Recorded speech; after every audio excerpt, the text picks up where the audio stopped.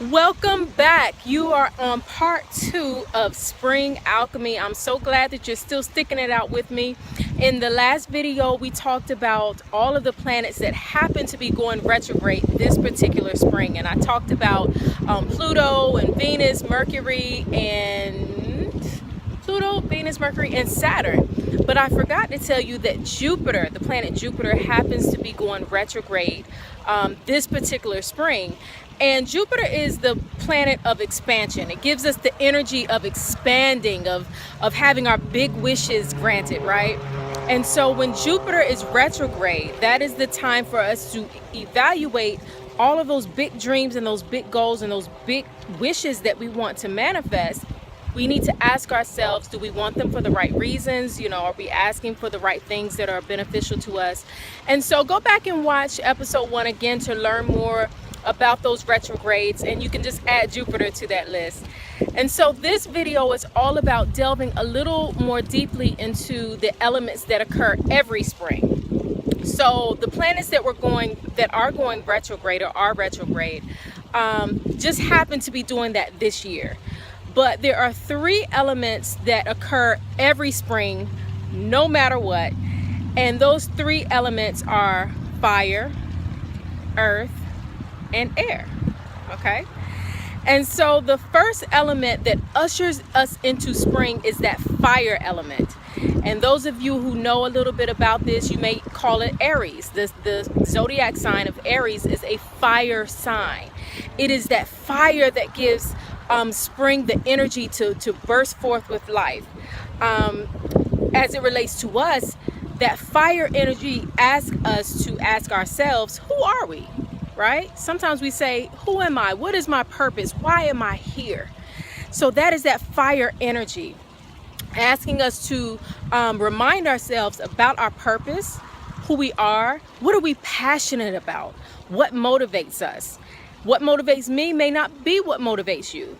What gives you fire and passion and energy may not be the thing that gives me fire and passion and energy. So that Aries energy, that fire energy, is all about what motivates and inspires you, what sets you on fire, okay?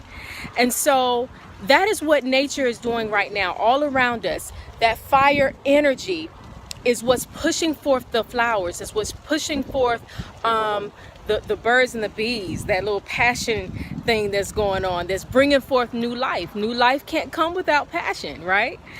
And so when nature is doing what it's doing, that is what we should be doing as well.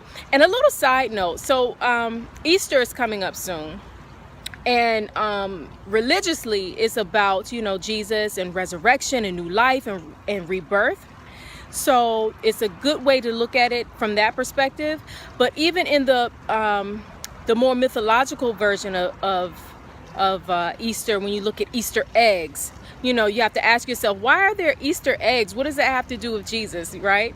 And it really doesn't have anything to do directly with Jesus, but the eggs are about fertility. This is a time of fertility because that's what nature is doing. It's being very fertile. It's bringing new life. Okay, and so that is that fire energy in action. And so the second element of spring is earth. Now, earth is not like fire. You know, fire is passionate, it's set ablaze, it's that spark that gets things going.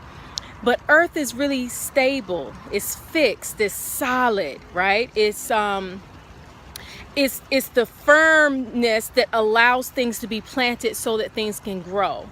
And so that earth energy is related to the zodiac sign Taurus.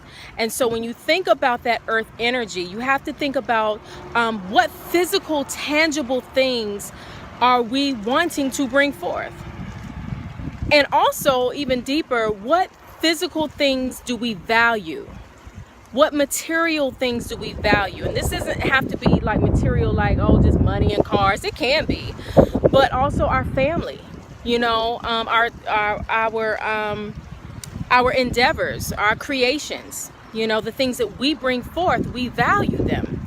And so this is the time to really look at what are we valuing and how will we sustain them. So that fire energy brought things to life, but it doesn't necessarily sustain what was brought to life. You know, it's like you brought forth that child. Okay, well, how are you going to take care of that child?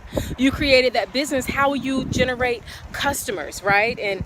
Or you put that seed in the ground because you said you wanted to create a garden in your backyard, but how are you going to sustain it?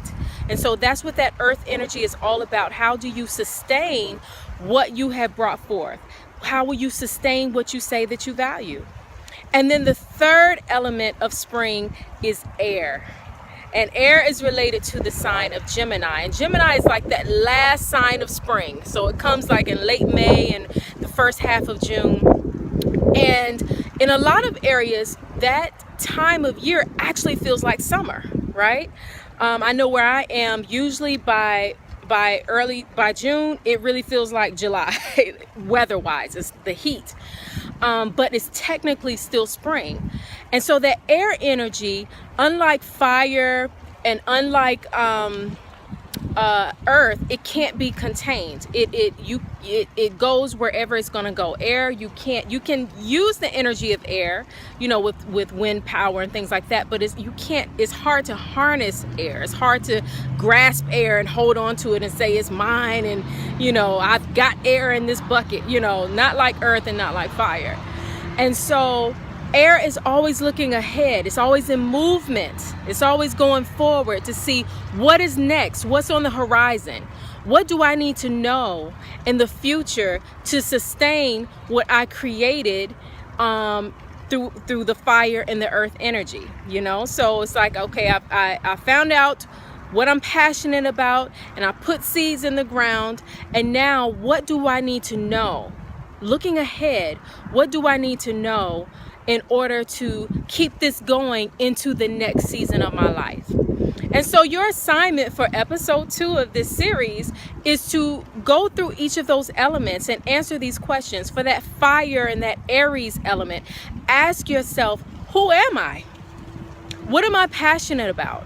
What motivates me, right? And put it in sentences. I am fill in the blank. I am happy. I am beautiful. I am passionate, you know, and I am passionate about fill in the blank, okay? And then your second assignment, the second part is then to look at the earth energy and say, okay, well, if in the fire energy I said that I am smart and I am intelligent, how do I value my intelligence?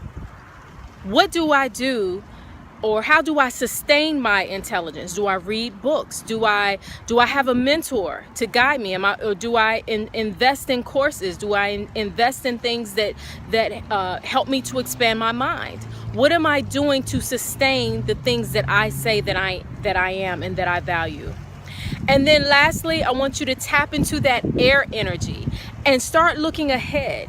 What do I need to know going forward? So if I say I am healthy and I value my health and my wellness, then what do I need to know in the future going forward in order to keep that going? What new ideas are on the horizon as far as health and wellness, or as far as education, or as far as whatever you said that you're passionate about? You know, what new ideas and what new concepts are coming forward that I want to be on the front end about, okay? So that's that air energy.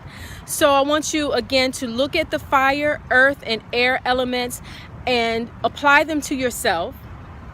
Write it out on a piece of paper and really reflect on it. And remember, again, that we are still in this retrograde period, a very heavy retrograde period. We have about 5 planets retrograde, not just one. And so because of that, this is the perfect time to do this evaluation, right? To really go within and evaluate the things that are important to us, to evaluate who we say we are, what we say our purpose is, and what we think that we need to know going forward. Okay, so that's it for episode 2. Tomorrow you should get an email from me with the link to episode 3, and I can't wait because I've got some awesome stuff for you. So please stay tuned. Talk to you soon. Peace and love.